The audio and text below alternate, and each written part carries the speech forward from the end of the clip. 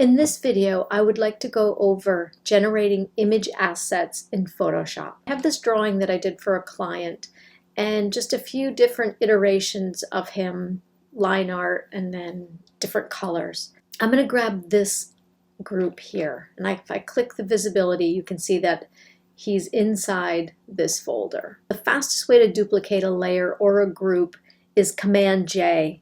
It's Control J on a PC. And then what I want to do is I want to merge it so I can flatten it out. So I'm going to say Layer, Merge Group, Command E or Control E is the keyboard shortcut. So if I hide the one underneath, you can see now one layer and I've got this. To generate this image asset, what I want to do, because I pulled this out of my Creative Cloud files. See this little cloud? So what I want to do is I want to save this locally on my computer. Save as. Okay, so I've saved that to my computer. Now what I want to do is I want to take this guy, and the reason why I saved it is that when I generate my image assets, it is going to generate or save the image into the same directory where I just saved it. So I'm going to call this layer, maybe I'll call it bird.png.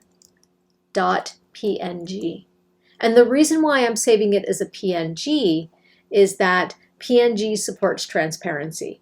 If I go and I hide this background layer, you can see that there's transparency all around them. So this will guarantee that I have transparency.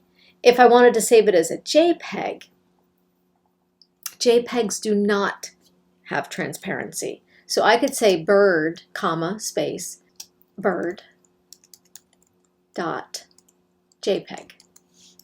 And then once I do that, like I could talk about compression, things like that, but generally this is okay. I am now going to go to File, Generate, Image Assets.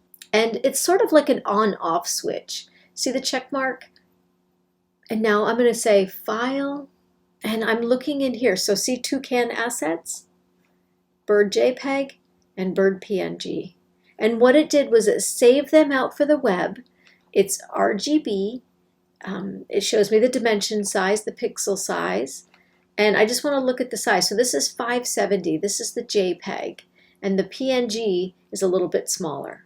So as fast as it took, if I hold Shift, I can open this up, and you can see he's all by himself. He's got a transparent background on the ping, and of course we know JPEGs do not support transparency. I could do something like this and unlock it and do Magic Eraser and go in here and sort of erase things away.